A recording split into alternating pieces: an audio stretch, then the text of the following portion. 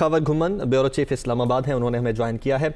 खावर, अभी ये एक दरखास्त दायर की गई है सुप्रीम कोर्ट में जिसमें इस्तदा की गई है कि तहरीक अदम एतमाद पर जो कार्रवाई है उसको रोका जाए।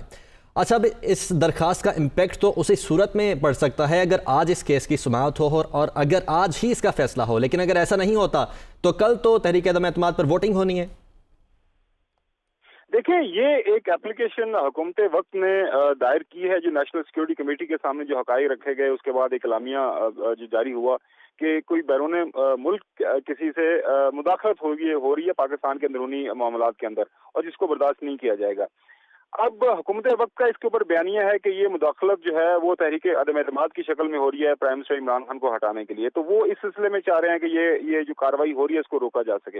लेकिन साथ साथ ये भी हकीकत है कि पार्लियामान एक सॉवरन अदारा है, पार्लियामान के अंदर जो तमाम कार्रवाई है इसकी जिम्मेदारी स्पीकर के साथ होती है। लिहाजा ये एक ऑप्शन मेरे ख्याल में हुकूमत ने लिया है कि सुप्रीम कोर्ट के जरिए इस मामले को उठाया जाए। बिलाखिर जो भी मामला तय होने हैं पार्लियामान के अंदर, जो भी कार्रवाई होनी है उसकी तमाम तर जिम्मेदारी speaker national assembly Asad Qaiser साहब के ऊपर है। उनके सामने भी तमाम तर हकायक मौजूद हैं कि क्या कुछ हो रहा है। वो जो एक खत है, अब तो मुबैना खत नहीं रहा क्योंकि वो नेशनल सिक्योरिटी कमेटी के सामने उसके हकायक रखे जा चुके हैं और उसे एलामिया भी आ चुका हुआ है। और उसके बाद हम देख रहे हैं कि प्राइम मिनिस्टर इमरान खान साहब ने उस खत को अपनी काबीना जो हाईएस्ट फोरम है डिसीजन मेकिंग उसके सामने रखा।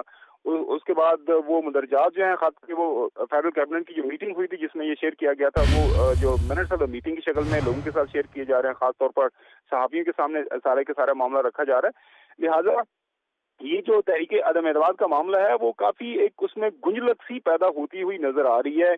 अब जो है, बिल्कुल आपकी बात सही है कि सुप्रीम कोर्ट तो देखेगा कि इसमें वो कहां तक इस मामले को देख सकते हैं, क्योंकि पार्लियामान सॉवरन है और ये चीफ जस्टिस उमर अतिया बंदयाल इस हवाले से काफी वाज़ेह रिमार्क्स दे चुके हुए हैं।